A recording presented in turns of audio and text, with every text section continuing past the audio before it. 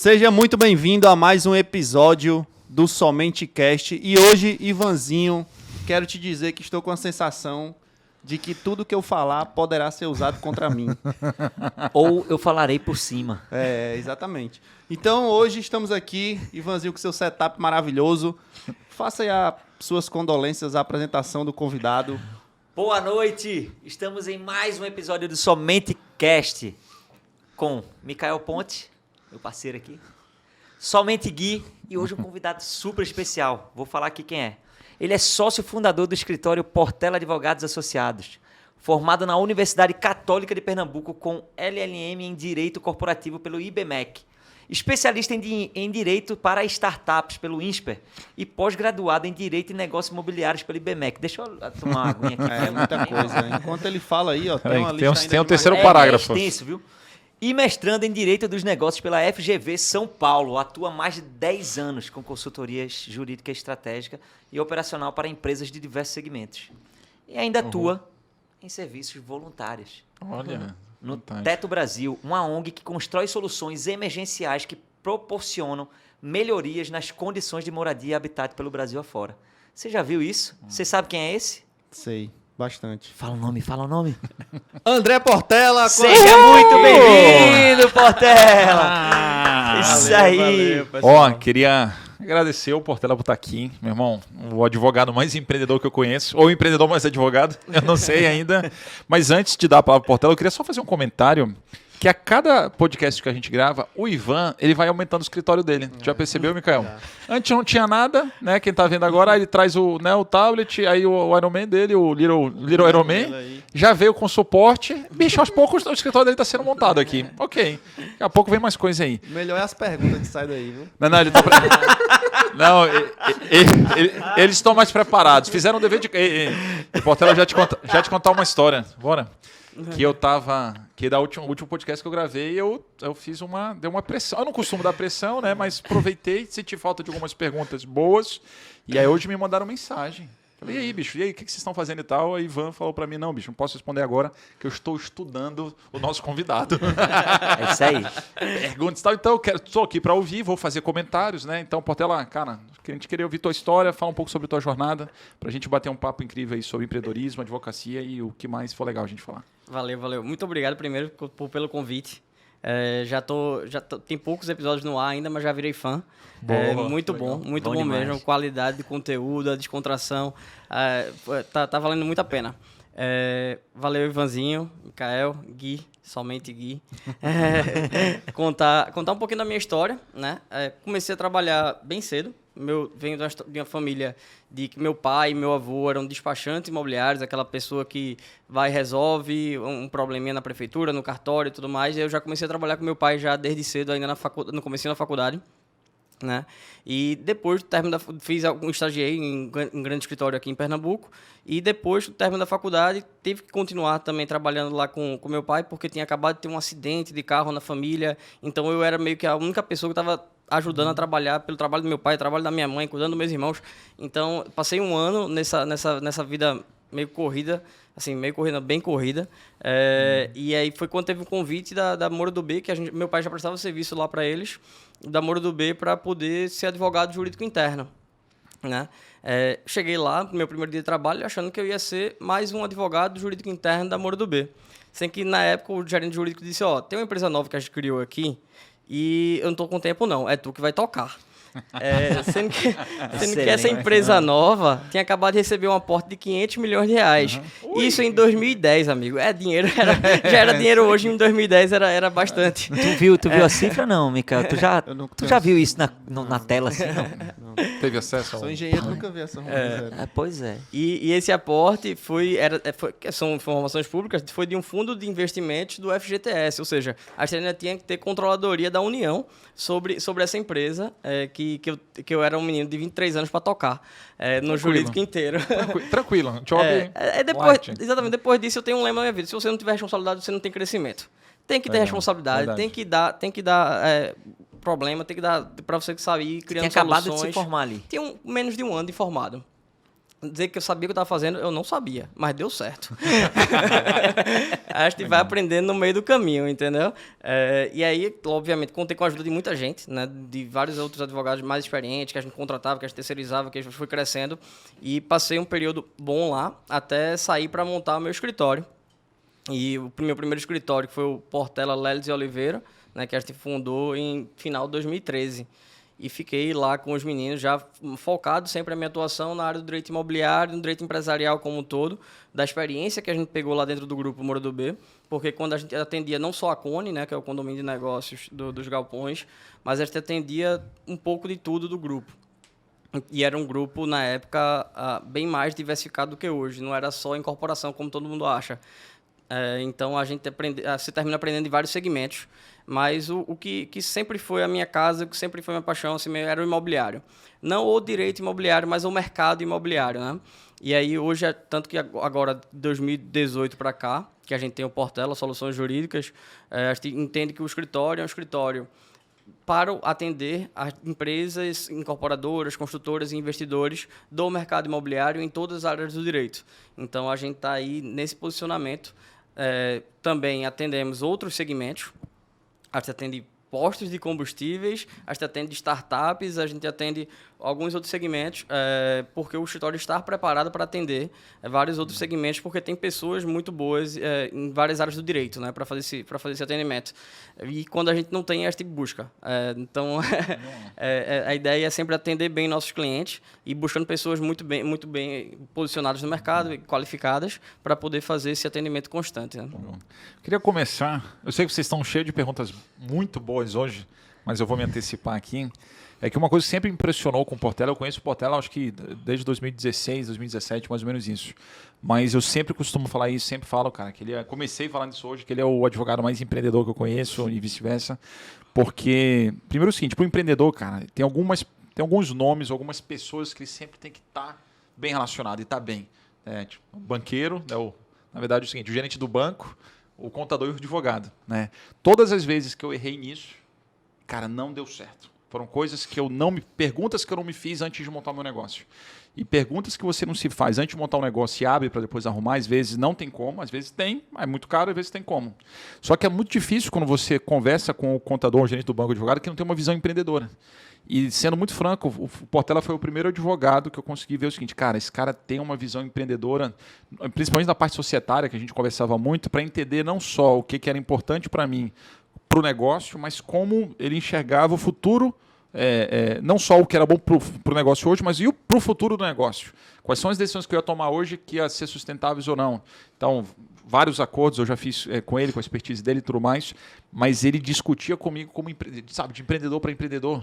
Não era uma pessoa que estava só preocupado com a lei, que isso obviamente ele está preocupado, mas qual era o contexto e as consequências disso para os negócios e como ele poderia gerar valor para os meus negócios. Então, para mim, isso daí foi o que mais me impressionou. E uma pergunta que eu tenho agora para te fazer, Portela, é assim, vocês viram que ele começou a trajetória dele dentro de uma empresa. E para mim, eu acho que um diferencial grande que ele tem é que às vezes tem muito advogado que fala que faz societário, mas nunca teve dentro de uma empresa para saber como é que funciona o contexto de uma empresa.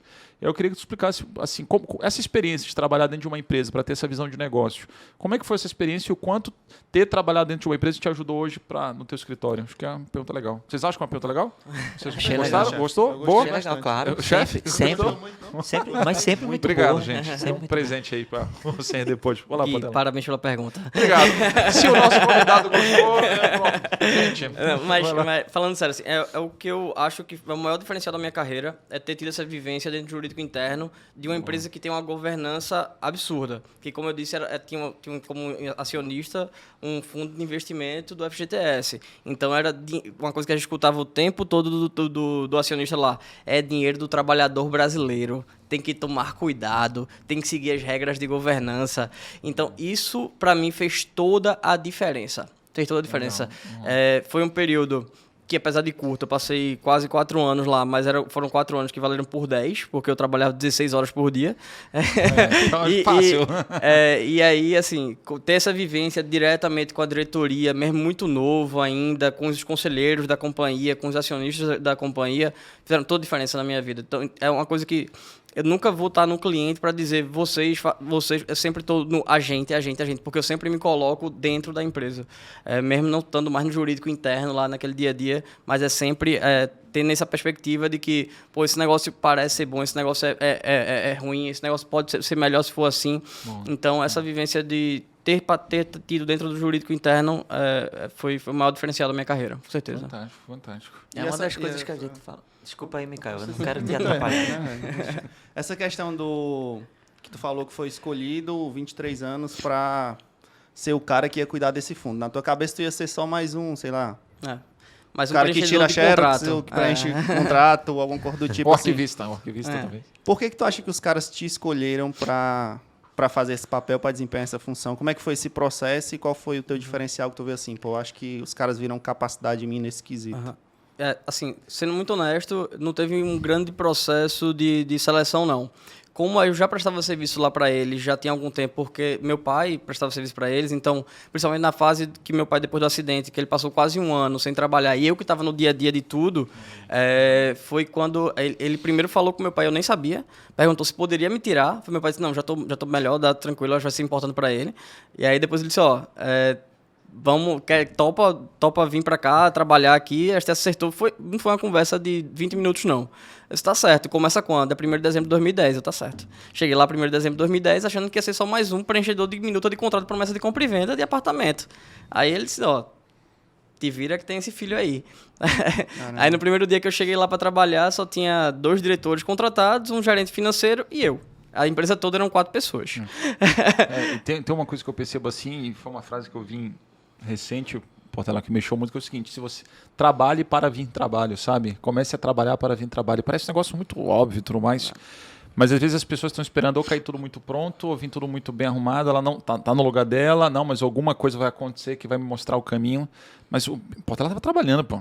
E as oportunidades surgiram enquanto ele estava se conectando e se relacionando com pessoas, seja através do pai dele, ou não, poderia não ter essa relação, mas ele estava em campo, mostrando o talento dele em campo e as pessoas observando, com certeza. Uma empresa começa para chamar ele, viu os diferenciais dele, só que só viu porque ele estava disposto a mostrar. Então, para mim, acho que tem... eu costumo falar que o empreendedor tem a sorte envolvida, mas eu gosto muito de falar que sorte é oportunidade somada com preparo. Então, bicho, ele estava preparado quando apareceu a oportunidade, ponto. E não precisava estar 100% preparado. Bicho, estava no nível que houve confiança para ele apostar naquela oportunidade. Então, o frio na barriga faz parte. O processo seletivo dele já estava ocorrendo enquanto ele estava lá ajudando e ele não estava nem percebendo o que estava fazendo. Né? Eu estava participando da criação dessa empresa sem nem saber que eu estava participando da criação dessa empresa, porque eu estava já cumprindo todas as obrigações que tinham lá nos acordos com o acionista, da parte de regulação imobiliária e tudo mais, com uma corrida gigante para poder fazer a liberação de recursos, e eu não sabia. Depois que teve a liberação, é que me chamaram para o jurídico interno, entendeu? E aí, né, Micael, a gente está na jornada corporativa, assim, tem muitas pessoas que, se elas fizerem muito bem o trabalho que elas já fazem, elas vão ser percebidas. Vários negócios, né, que a gente já montou, várias pessoas, né, que participam por várias áreas, mas sempre tem aquele perfil de pessoas, né, que faz o melhor que elas podem fazer do dia a dia, porque para mim, fazer bem feito, óbvio, não é todo mundo que faz. E as pessoas que fazem muito bem se destacam, cara, e se elas souberem comunicar o que elas estão fazendo, as pessoas em volta vão perceber elas. Mas tem algumas outras pessoas que, cara, já começam falando que ou que não quer fazer, ou não faz sentido, ou começa dando milhões de desculpas e perde a oportunidade de mostrar o talento delas naquilo que é o óbvio, mas ela pode se diferenciar. Já que é óbvio, ela tem mais oportunidade para poder se diferenciar. E eu imagino, sem dúvida, que foi o que aconteceu com o Portela. E o clique assim que deu? Pô, não quero mais ficar aqui, ou aconteceu, ou foi alguma coisa que aconteceu ali do dia a dia mesmo, e você fez assim, pô, quero montar meu negócio. Pessoal, eu nunca pensei aquilo ali como para a vida toda. Assim, você vai... Pô, mas eu era menino, 23 anos, como eu falei, mas e na você hora... não se via lá na frente, na hora que eu no mesmo lugar. Exatamente. Na hora que eu entrei lá, eles disseram, pode aderir ao plano de saúde da empresa. Aí eu disse, não, vou ficar com o meu pessoa física mesmo, porque eu acho que eu não vou passar muito tempo aqui. Então, assim... Que moral, Não. papai. Não, assim, mas tem certeza? Não, tenho. Tenho plena certeza. É porque a minha ideia sempre foi, eu vou estar aqui, vou aprender tudo que eu puder aprender, vou ajudar o máximo que eu puder ajudar, e depois eu quero ter o meu negócio. Sempre quis empreender. Nunca pensei em concurso na faculdade de Direito. Assim, todo mundo tá na faculdade de Direito e pensa em concurso. Não. É verdade. Não quero verdade. concurso. Eu quero ter o meu negócio. Eu quero empreender, quero ter meu escritório. Eu não quero ter o conforto, entendeu? Eu quero ter aquela briga, aquela batalha, matar um leão todo dia para poder ter um crescimento, a projeção do crescimento, pelo menos. Se eu não tiver nem a esperança, para mim não funciona, não. Não, E eu- faz muito sentido. e Agora, hoje? Ivan, deixa eu te fazer uma pergunta rápida. Eu sou formado em quê? Qual é a minha formação, minha Direito. graduação? Direito. Porra, bicho, você tá aqui. Pá. Acho que eu não presto atenção em você. Você presta atenção em mim. E, ó, a próxima é pra tu, viu? Ele acertou. Tô pronto. Mas eu puxei essa pergunta porque é o seguinte, é muito legal, né? Ouvir o Portela falando que ele sempre quis empreender. Eu, sendo muito franco, quando eu fiz direito, eu pensei, cara, em fazer direito como meu, né, se não tem nada... Tipo assim, eu tava na empresa do meu pai. Mas porque a mim fazer uma história muito rápida. Eu venho de uma história do meu avô que teve um negócio muito grande, mas quebrou. E eu, quando comecei a minha vida empreendedora, eu tinha um medo muito grande que repetisse isso para mim. E eu precisava ter outras opções que não só empreender. E eu comecei a me encantar pro direito. E eu comecei a pensar justamente, cara, uma hora eu vou ser um juiz, uma hora eu vou ser um advogado, uma hora... Tanto que eu fui fazer história. Meu irmão, chegou uma hora que eu falei, mas eu já sei, vou fazer advogado, meu diferencial, vou estudar história, vou saber isso. E aí eu descobri que esse não era o meu caminho. Agora o legal é que ele já via na advocacia uma maneira de empreender.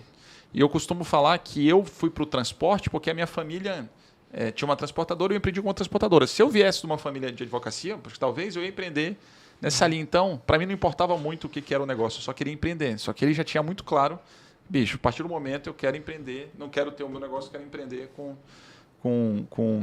advogando. E eu estou falando isso porque muitas pessoas perguntam qual é o melhor momento de empreender.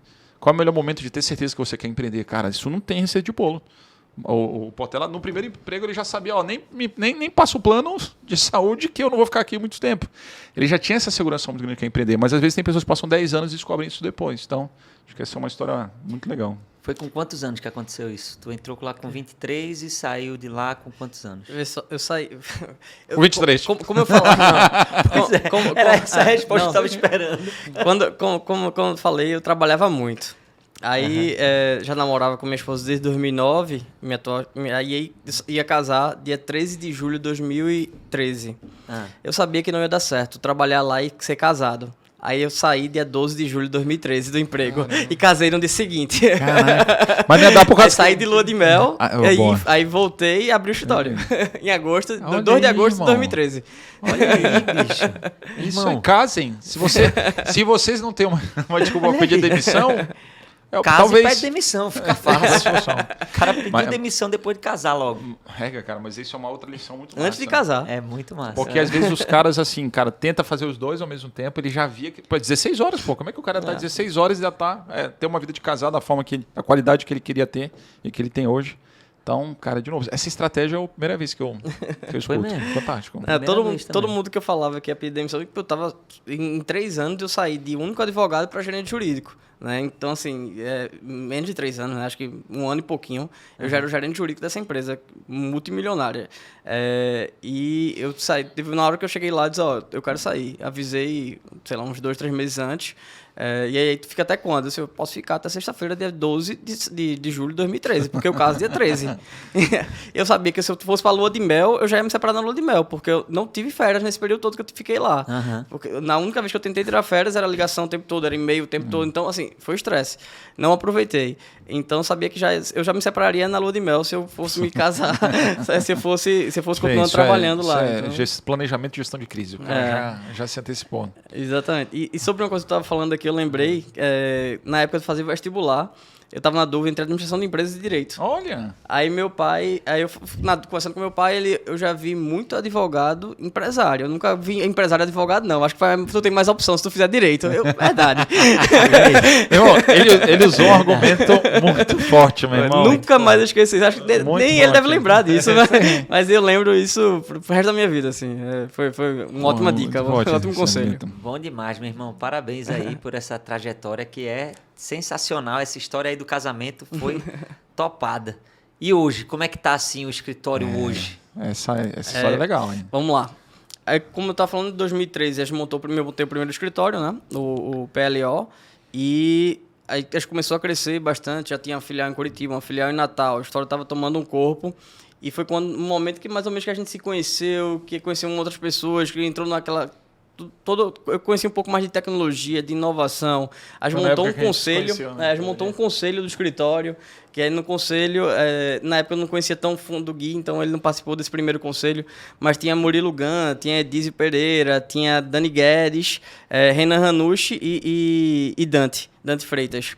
E aí nessa imersão lá do conselho do escritório, conversa vai, conversa vem, e eu entendi naquele momento ali que eu precisava fazer muita mudança na estrutura do escritório para poder continuar no crescimento saudável e ir para frente. E eu estava tendo que gastar muita energia convencendo meus outros 2 sócios a fazer essas alterações. Que eu disse, então eu acho melhor ir partir por um momento para um caminho solo.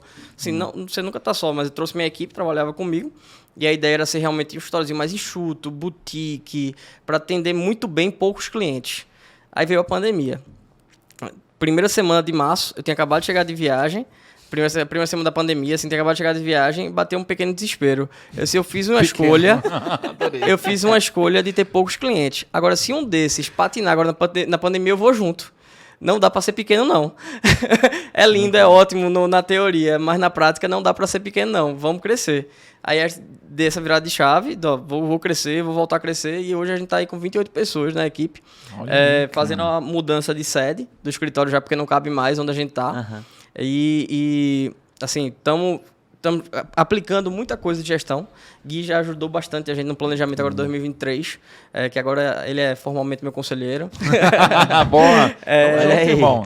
E aí, nesse planejamento de 2023, a gente já está com outra pegada de visão para crescimento, e o objetivo da gente é se tornar realmente um dos 10 maiores escritórios aqui do estado.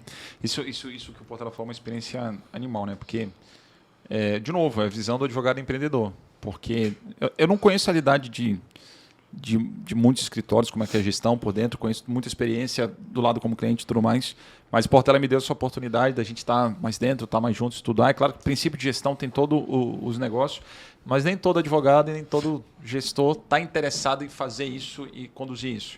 Tem até uma pergunta que eu quero te fazer, Portela, que eu acho que seria muito legal tu compartilhar as práticas que tu faz lá na empresa. Por exemplo, Clube do Livro. Achei muito legal quando eles falaram do Clube do Livro.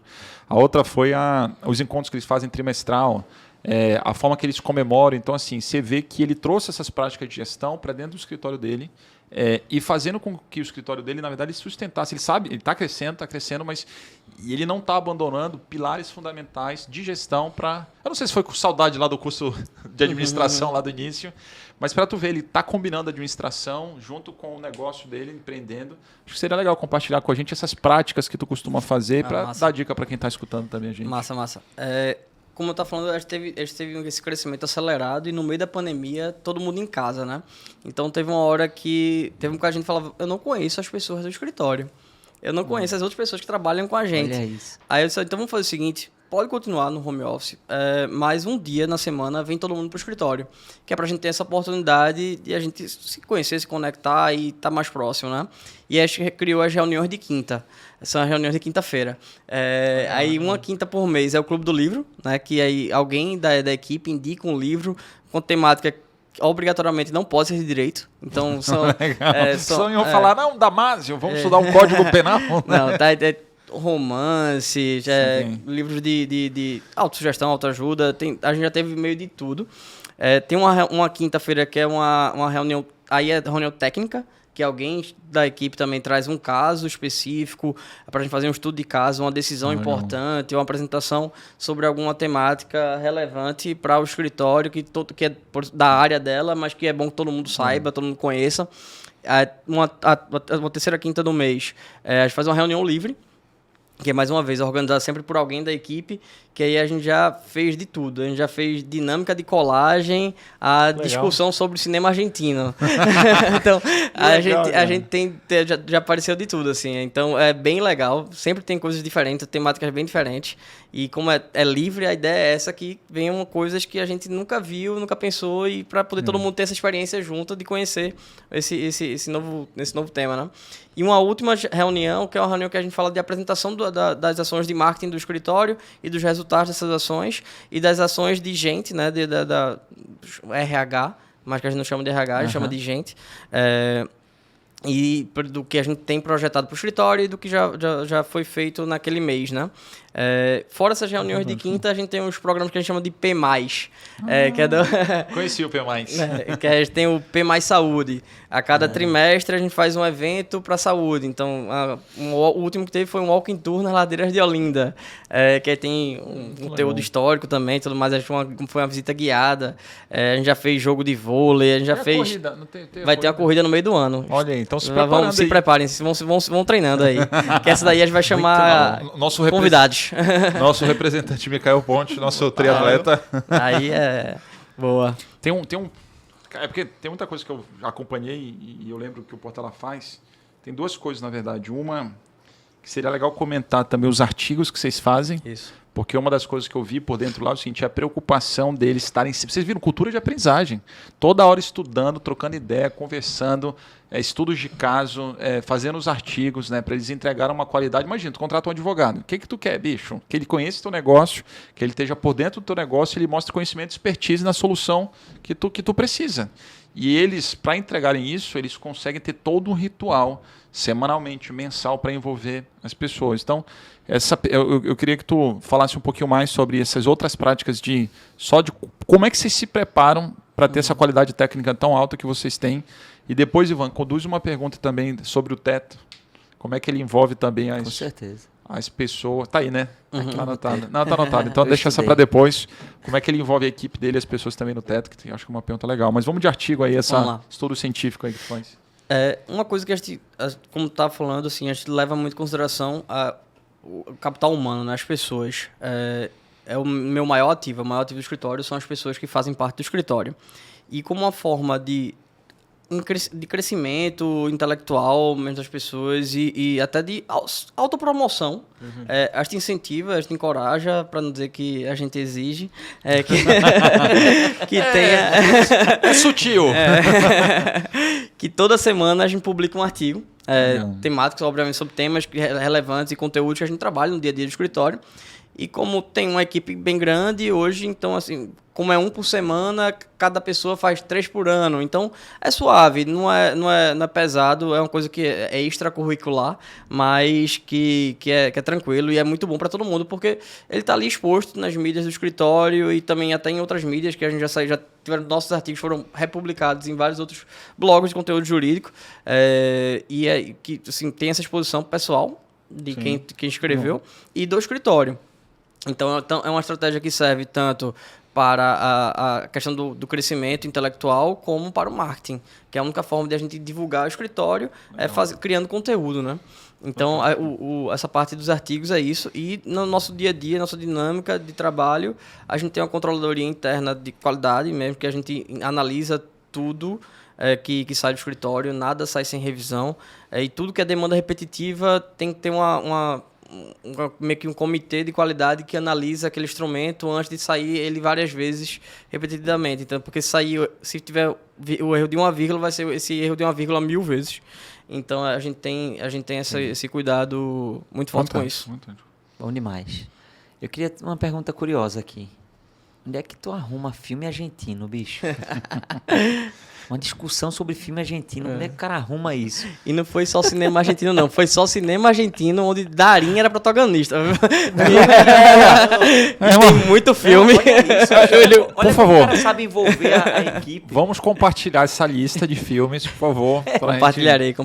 Não foi uma reunião técnica minha, não. Foi de um outro advogado do escritório, Antônio Dourado. Foi ele que deu essa proposta e foi bem legal. E ele fez uma listinha de todos os filmes e os 5 que ele indicava que eram os melhores pra ver. Caraca, foi, O bom foi que no final de semana seguinte, todo mundo do escritório tava vendo os filmes e postando Só no... uma curiosidade, se eu fosse comparar, se vocês forem comparar esse ator argentino, né? Ele é semelhante a quem? Ou do Brasil ou dos Estados Unidos, assim? Rapaz, esse é o melhor ator da Argentina, assim. É Qual um cara nome? que Desculpa. não... É Darín. Darín. Ele não foi... Acho que ele não foi pra Hollywood porque ele meio que não quis, entendeu? O cara mais humilde mais dele e... Não sei nem quem compara quem? Wagner Moura aqui no Brasil, Sabe talvez, quem? entendeu? Tá Assim, internacional, tudo mais. Então. ele já ganhou o Oscar de melhor filme estrangeiro e tudo mais. Então, assim, é um cara... Vamos tomar nota aí, fiquei curioso. Também. Agora, tá faltando uma pergunta aqui, Ivan. Desculpa, eu me confundi um pouco tu e o Mikael, que às vezes... A gente é bem lembra- parecido. É bem parecido. Mas eu tô curioso para falar sobre tecnologia e advocacia. E aí? Eu sei que ele tá Junto com as fazendo... startups. Ele tem várias iniciativas aí, eu acho que seria, cara, uma outra pauta muito legal. Quais são as Inclusive, eu tenho um grupo iniciativas? com ele. Eu tenho um grupo com ele e com a equipe sobre os contratos da Opera Labs. Beleza, fechado, tá claro. Conta aí um pouquinho de tecnologia, o que você está fazendo de inovação também, que eu sei que você está fazendo algumas iniciativas. Vamos lá. Acho que vamos em duas frentes. Primeiro, o serviço jurídico da gente para empresas de tecnologia, né? Que eu acho que o ponto de virada aconteceu lá em 2018, no meio de uma crise absurda no mercado imobiliário. Eu vi muito cliente meu que já era investidor imobiliário começar a procurar investir em startups. Eu disse, que bicho é esse? Né? Aí eu fui embora para o INSPER fazer um curso lá sobre direito às startups. Voltei com um pouquinho mais de conhecimento e fui estudando mais, procurando mais, e a gente começou a atuar nesse segmento, nesse período. Hoje a gente tem uma área no escritório só para atender startups e negócios provenientes de inovação e tecnologia, né? Que aí a gente tem toda essa gama de serviço, de societário, contratual, LGPD, tudo isso. E Isso é uma outra coisa que muda bastante também ali, né? A dinâmica é bem... É forte, né? Bicho, assim, no direito brasileiro é uma surpresa todo dia. Se a gente for falar o societário, sociedade limitada teve muitas transformações absurdas ano passado, e se você não ficar atento, já era, tá para trás, entendeu? Então a gente tem que estar sempre atento, sempre se atualizando. A gente tá todos os dias, ler aqueles blogs de conteúdos, de notícias jurídicas, isso é uma coisa... E dentro do escritório, a gente fez um investimento pesado hoje em plataformas de tecnologia para atender os nossos clientes. Então, a gente tem uma plataforma hoje que é a HiQ, da Thomson Reuters. O quê? Calma, você pode só repetir, por favor? Foi muito rápido. Thomson Reuters. Meu irmão, tá pensando fazendo aqui. propaganda para eles de graça aqui, depois eu quero desconto. Boa. Tá ouvindo aí, né? Tá ouvindo aí. Vocês estão ouvindo aí, Thomson Reuters. Por essa plataforma, a gente consegue ter uma conexão com o nosso cliente muito melhor do que só uma troca de e-mail para fazer essas solicitações, demandas e tudo mais. E o cliente consegue ver em tempo real o que está acontecendo com a demanda dele. Ele sabe qual é o estágio, sabe quantidade de demandas que ele fez, se já começou a trabalhar, se não trabalhou, se teve revisão, e tá aqueles arquivos todos ali. Porque é uma coisa que eu falo muito, o arquivo, o documento, o que a gente trabalha é para o cliente, não é para mim. Tem muito cliente que não tem acesso ao que ele pede para um escritório de advocacia dele produzir. Só depois no documento final, ou só depois uma entrega. Isso é então tem que pedir, mesmo. pelo amor de Deus, pelo amor de Deus, me entrega assim. Não, amigo, é seu. Boa. Aqui é acesso. Então a gente fez um investimento pesado nisso no final do ano passado, né? E aí a plataforma está fazendo um processo de modulação, que para cada cliente a plataforma vai ter uma cara, vai ter uma modulação, e aí assim estamos começando a rodar e já está funcionando bem nos clientes que estamos rodando. Tem até uns contratos da Opera Fleet aí que tá caminhando bem, né? Que tá surgindo novos Não, contratos. tá aqui, então, é exatamente sobre isso. Fantástico. Sobre isso, o nosso grupo. Boa. Sobre Tá esses bem contratos movimentado aí. aqui o grupo. É, Eu tenho uma curiosidade, assim, principalmente quando se fala do direito. Como é que vende isso, velho? Como é que tu faz? Qual é a estratégia que tu Legal. usa? Eu sei a resposta, mas não. Porque tem muita coisa do direito que eu já sei que tu não. não pode, né? Tem alguns marketings que tu não pode fazer, algumas coisas que tu não pode divulgar, mas qual é a tua estratégia que tu tem utilizado? Como eu tava lá dentro, mas por favor. Por favor, não, diga aí. Quero ver se está certa a sua Quer resposta. ver? Quer confirmar? Valendo? Ó, virou? E aí? Cadê a torta? Tem uma- Cadê a torta? Irmão, cadê a torta, irmão? Indicação. Toca aqui. Olha isso, bicho. Sempre, bicho, praticamente, se não 100%, é 100% indicação. Não tem ninguém que bate na minha porta. Vocês fazem o que aqui? Não tem. não tem ninguém que me procura no Instagram e diz, eu tô com isso aqui. Não tem. Tem a exposição, obviamente, a exposição de redes sociais ajuda bastante a uma pessoa que estava com alguma dificuldade, que entendeu que a gente consegue atender ela e vai e procura, isso aqui eu tô com esse problema, essa situação, como é que a gente resolve? Mas geralmente é alguém conhecido, ou então alguém conhecido de alguém, entendeu? Assim, não tem cold call, não tem nada assim, a gente tem que realmente ser 100% indicação. Top. 100% indicação. E um escritório que está crescendo aí 40% ao ano, com 100% de indicação, é porque a gente está fazendo um trabalho ok. Olha aí. Ok. Já tá indicando. Vendo aí, ó? Eu fico só prestando atenção nos diminutivos que ele usa. Não, eu fui no INSPE só, eu fui estudar só mais um pouquinho. Ali sobre ok. startups, etc. Mas, Mas, e conta aí pra gente essa parada aí, que além disso tudo que você faz aí, todas essas reuniões, esse envolvimento com a equipe, ainda tem o Teto Brasil. Explica pra gente o que é essa ONG aí. Boa. Rapaz, o Teto foi responsável para mudar a minha visão de mundo. Eu conheci o Teto em 2018, se eu não me engano. 18 foi 19. Não, foi 18. Não tinha Teto aqui em Recife, né? Um amigo meu que já participava da ONG, eu vi fotos, tudo mais, ele comentou. E eu disse, como é que faz para participar? Aí ele, tem que doar um dinheiro aqui e eu te chamo para te construir lá em Salvador. E aí eu fui para Salvador construir. Na primeira vez, me apaixonei. Aí, só explica. Desculpa, o que a Teto faz, né? A Teto, ela tem uma organização que ela é do Chile, nasceu no Chile, para atender um grupo de pessoas depois de um terremoto absurdo lá.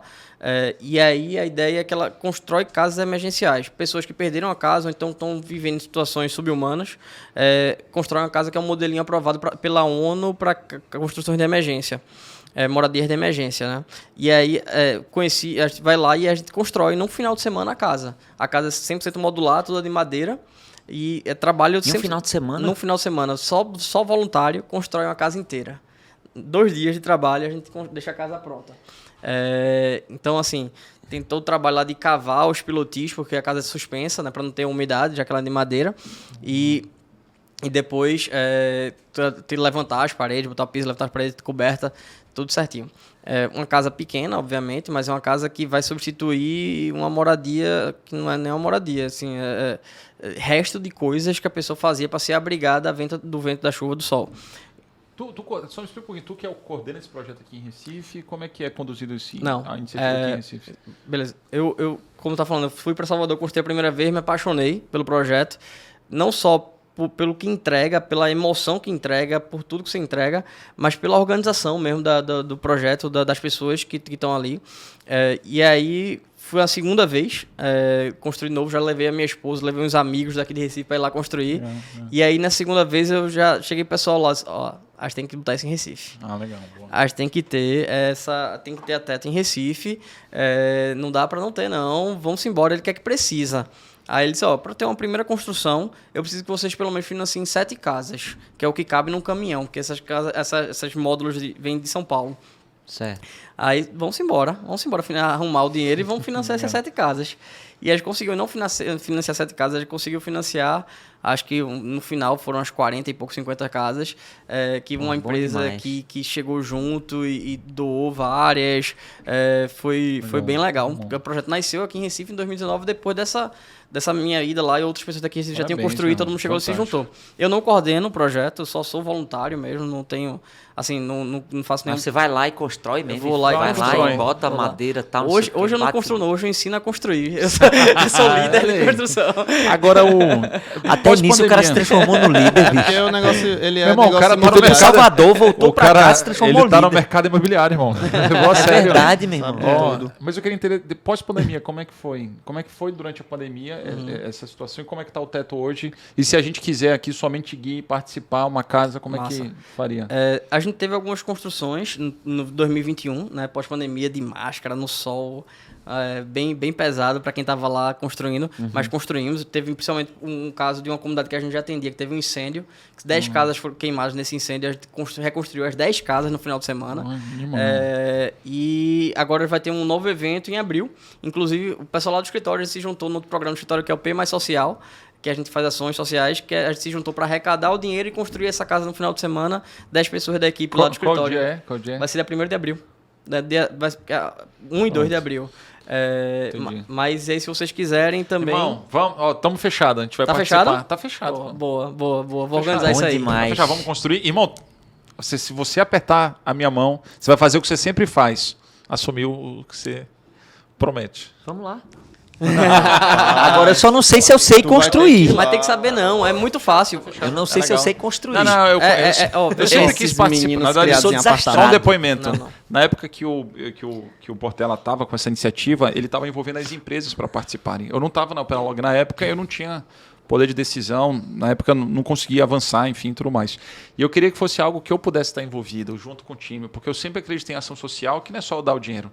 Para mim, esse é o grande diferencial do Teto. Porque assim, cara, uma pessoa te dá o dinheiro, tu pode ajudar, tô dizendo que você não pode, né? Eu gosto também, ajudo algumas pessoas assim. Agora, cara, você ter a sensação de construir aquilo que você deixar, ajudar as pessoas, cara, você de fato é um legado, né? Porque o legado, as pessoas vão falar dele, vai ser uma mensagem que você vai transmitir, você vai ajudar e beneficiar outras pessoas daquilo que você ajudou a construir. Então, para mim, eu acho que é uma experiência fantástica. Tá fechado mesmo, assim, fiz essa brincadeira com o Ivan e com o Mika, mas porque tá fechado assim. Também, dia 1º e 2 de abril. Não, tá fechado. 1º de abril. 1º de abril é complicado. Ele vai me passar. Ele vai me passar lá o investimento e o Somente Gui vai estar junto para participar desse. Bom demais. E para quem não sabe aí, sigam no Instagram, @teto.br. Tá vendo para que serve aqui o meu setup? Não, perfeito. Quantas casas entrei vocês querem levantar para construir bem? Essa construção agora vão ser mais 7. Porque a gente tem que fazer múltiplos de 7, né? Então a gente vai trabalhar agora com mais 7 casas. Quem quiser ajudar, aproveita aqui. Quem quiser, quem procura, como é que explica um pouquinho para o cara poder participar, valor, se puder falar, só para a gente já fazer uma chamada aqui para a turma. Cada casa hoje custa R$16.500 mais ou menos. A gente está com a campanha aberta no Catarse, que é uma plataforma que faz arrecadação, né? Então tem lá essa campanha. Você procura pelo meu nome, André Portela, que vai estar lá essa vinculação Teto, André Portela. Você vai no teto.pe também, que é o teto daqui de Pernambuco, que você consegue também ter um bocado de informação. Catarse.me. E é incrível, né? Assim, eu lembro na época que era 15 mil. Foi para 16, cara. Assim, se fosse atualizar mesmo, não seria 16. Então, para tu ver que a turma é profissional. Acho que faz. Não sei como é que eles conseguem, né? Deve ter, mas, cara, tem estrutura. O Portela já falou que é em São Paulo. As pessoas que devem estar envolvidas por trás são pessoas grandes, né? O Portela está envolvido. Para tu ver, cara, os caras só querem viabilizar e fazer dar certo. Não querem ganhar dinheiro com isso. Não quer ganhar dinheiro com isso, cara. Quer ajudar as pessoas, tanto que é voluntário, né? Enfim, para ajudar a construir. E estamos fechados. Somente Gui vai lá construir. Quantas pessoas são? 10 pessoas. Pronto, então temos umas 5, 6 e aí a gente depois chama lá. Tem os nomes aqui para convidar. Aqui no Catarse é esse PE-construção 2304-André Portela. Isso aí. Então, para você que está vendo aí, entra no catarse.me, procura pelo nome do André Portela nos projetos e vai ter PE-construção 2304-André Portela. Faz a sua doação e quem quiser participar, vamos nessa, dia 1 e 2 de abril. E uma curiosidade,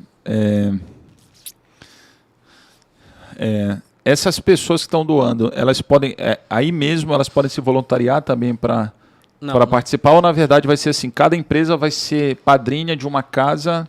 Só explica essa parte para ficar mais claro. Tem algumas casas que a gente chama de casa de família, né? Que é a casa que vai ter uma pessoa, uma empresa que vai fazer o investimento da casa e organizar os voluntários.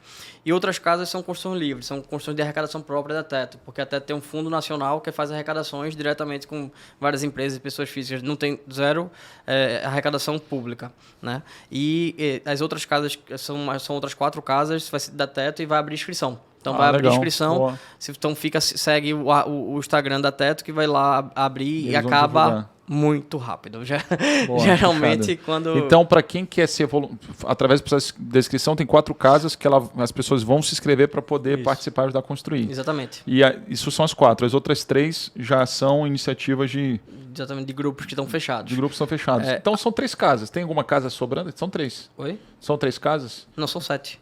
Não, mas são das 7, 4... Mas você acabou de pegar mais uma. Ah, tá. Não. Falou que é múltiplo de 7, então eu acabei de criar um problema para ele. Não, vai ter que ir para 14 agora. Dessas livres a gente consegue remanejar. Porque além do evento da construção, a gente tem mais outros 2 eventos. Que é o evento da pré-logística, que é quando chegam os caminhões. A gente tem que descarregar esses caminhões lá na comunidade. Aqui é um final de semana. No final de semana seguinte é a construção. E no terceiro final de semana é a pintura e entrega. Então que a gente vai fazer a pintura da casa e entregar para o morador realmente a casa. Legal, tá claro. A conexão com as famílias é algo surreal. Eu já construí 11 casas dessa e eu lembro de todas as famílias, das conversas que a gente teve. Não é só chegar lá e ficar trabalhando, construindo. Tenta conversar com o pessoal da comunidade, entender um pouquinho da vida deles.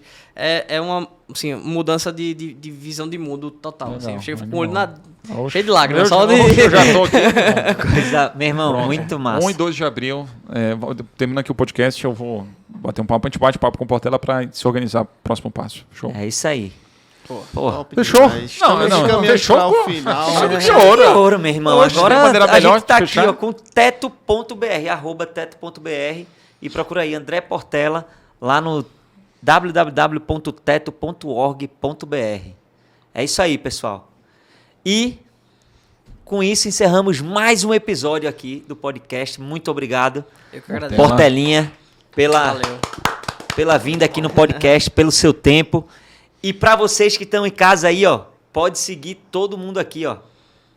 @Micael Ponte, @Somente Gui. E não esqueça, @SomenteCast. Quem vos fala, @Ivan Andrade JR e @Portela SJ, que é o Instagram do escritório do nosso Portelinha.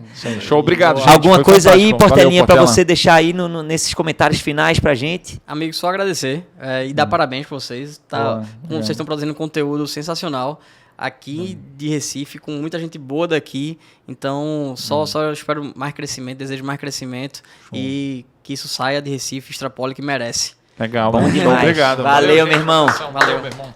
Claquete, corta. Foi. Eu lembrava.